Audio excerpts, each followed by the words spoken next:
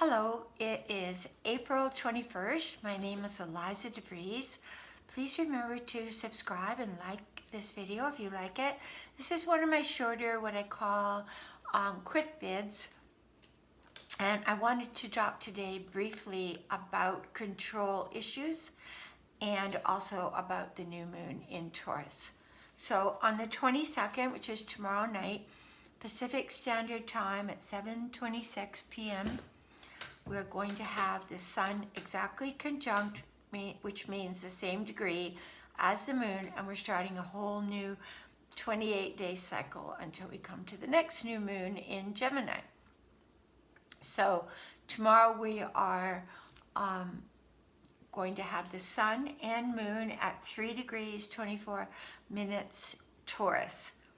Now normally that would feel pretty darn stable, relaxing, laying back, feeling secure, comfortable, etc., etc. But tomorrow we have this new moon conjunct Uranus, which is a destabilizing planet of higher consciousness. So what Uranus' purpose is often is to crack us open, crack the cement open, push Humpty Dumpty off the wall, and have it all spill out. And so what we're doing is our value systems, our firmly entrenched belief systems, our rigidity is being challenged. It's being cracked open. So even our sense of outward security has been challenged, has been shaken up at the core. So what happens in that instance is that we feel out of control. We feel like, oh my gosh, I can't handle anything, can't control my finances, I can't control that I can work, I can't control that I can go to my favorite restaurant, can't control that I can get together with my friends, I can't control what's going on in my home, everybody going in different directions, so all this tension. I cannot control people living and dying, I can't control even sometimes the things I want to buy at the store, they're not there. So what can we have a sense of autonomy over? Well, basically it's just our reaction to what is and what we do in the moment to deal with what is. So my suggestion is keep letting go, keep opening to new perspectives, continue to consider that some of your belief systems or some of your ways of living may have become stale or outmoded or too solidified. I was writing this morning that in the moment we experience it fully, with joy, with full-on diving into the moment, or sitting back and feeling the fullness of the moment and becoming more still, whatever. And then in that moment, say you have a vision in that moment of something, well, hold to the message of the vision, don't hold to the vision. Even a visionary, even a seer, even a mystic does not hold to the vision, because the true essence of a mystic is so much in the moment that what happened in the prior moment is no more. So when you're feeling, for example, someone in your household is irate, angry, frustrated, explosive, and you can't really go anywhere right now except into the garden or into another room or whatever. The choice you have in that moment is to go inward and to become detached from the drama and to become more still. In another moment, it may be that you are there to infuse positivity or inspiration or energy into somebody else who is not capable to reach that place. And so you take your energy and you flood it out to that person and you lift them up. So rather than going down to where they are, you've had that choice, rather than commiserating and whining and complaining, because complaining and whining and going on is depressing our immune system, our energy field, and is holding us in a mode of stagnation. So I've been looking a lot lately at Stoicism, which is a really great study and a really, really great way to cope with what we're going through right now. And Stoicism is a lot about understanding expectation and how expectation of others and of life binds us to disappointment or overexuberance when it's a fleeting experience. The other thing I've been looking at again is letting go of trying to control what other people are doing in any manner. So if I see one of my sons doing something that in the past would have engaged me deeply or got me concerned and worried and sad, now I just send love to it and step back into myself and hold my own energy and stay in a state of inner solidity, which is what the moon in Taurus with Uranus on it is saying. Move to the higher consciousness of the force of light and stability that resides within you. So I wanted to draw a couple of cards for this new moon and for the next period of what is coming up for us. I do feel around the beginning of May a cracking of a few doors here and there, and a few things starting to circulate and get back into action. But I really didn't feel a dramatic shift in the opening up of the economy until the end of June, early July. So a card for right now. Right now, it's a lot about clarity. This person sees into the motives and actions of others. But if you want to take this to a spiritual level, this person is seeing beyond the clouds that are behind him into a new vision of life and cutting away in our minds what's holding us back. It's kind of like the mythological many-headed hydra, and every time you cut off one head, which was a thought, another head was growing in its place. You're just continually all day spending your mind racing from one thought to another and trying to eliminate that one, and the more you pushed against, the more it persisted. This is a lot about moving from the clouds of the mind into utter stillness and wisdom of your own being. Because true clarity can only come through listening from within and operating and acting from that place. The next few days,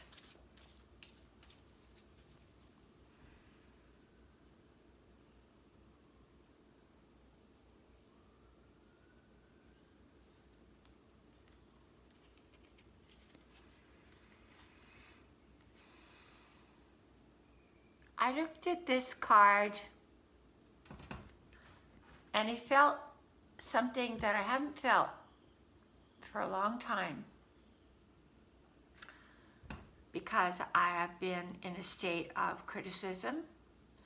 I felt the fear and the trembling and the isolated sadness of our president.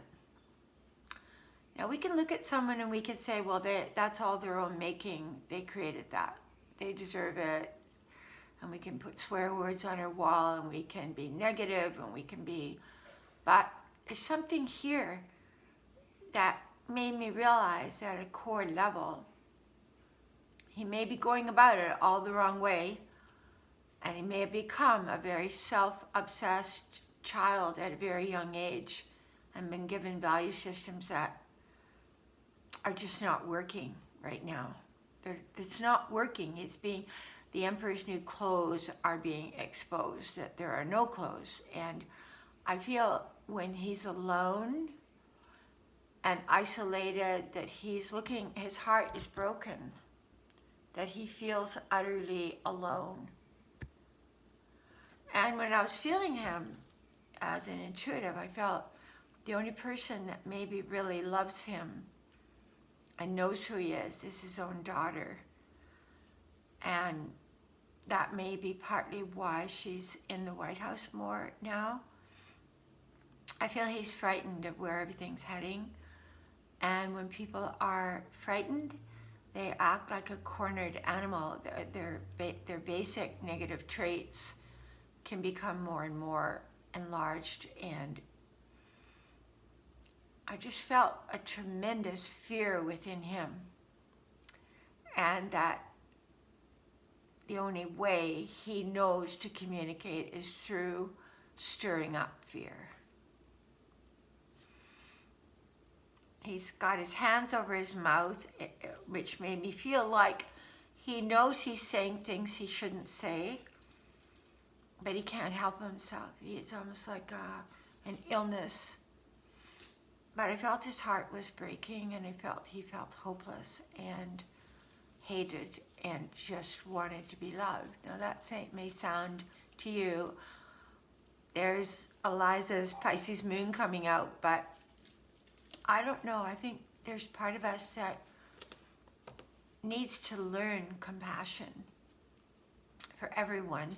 Not that we would look at the actions or the choices and go, oh, that's just fine and dandy. No, you got to have your own solutions that you come up with and your own forward motion words and activities that better the country, not tear down the leader. That's not helping. So that's my second card, and that actually made me feel very sad. I'm going to pray for him that he feels loved. Because when people feel loved, even the most discarded people, when they feel a glimmer of love, it's like that horse I was telling you about that was bucking and rearing and kicking and lunging with bared teeth. When it started to feel loved, it became the highest and best of what it was capable. Maybe you'd like to think about that. That's what I'm going to do. The third card I'm going to choose is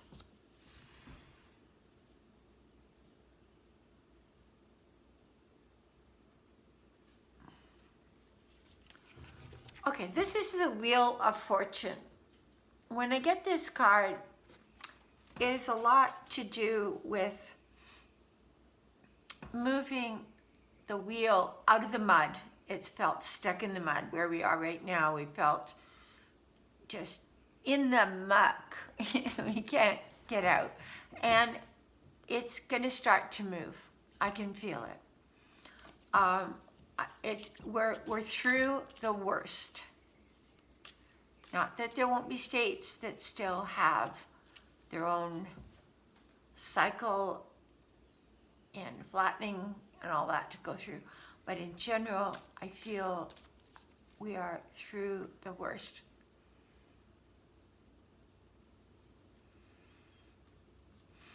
And I'd say the next 2 months, the wheel's going to start to really come out of the mud and things are going to feel a lot better.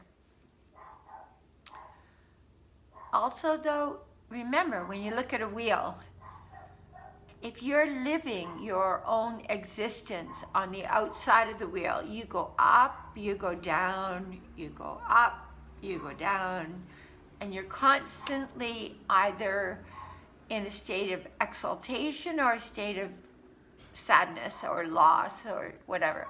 So the secret of going within, the secret of finding the core essence of being within, is that you become at the center of the wheel, and no matter what is going on the outside of the wheel, up, down, up, down, up, down, you are remaining stable, strong, clear, and not moving that much. It's kind of like being in the eye of the hurricane, where it's very, very still, and you could see clearly, and in the moment you're guided by your Holy Spirit what to do next.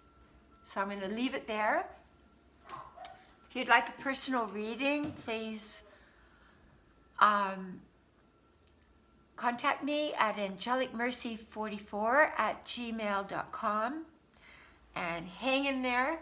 I feel this new moon, if we can make a list of what we need to let go of in our value system that's no longer working, and where we can add more positivity and compassion and find our own core strength and stop the complaining.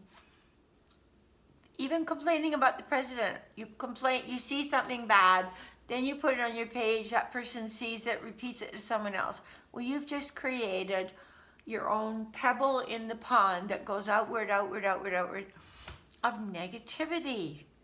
So how about putting something on your page that makes you feel better and will uplift us? Gonna end there. Thanks. Bye for now, world. See ya.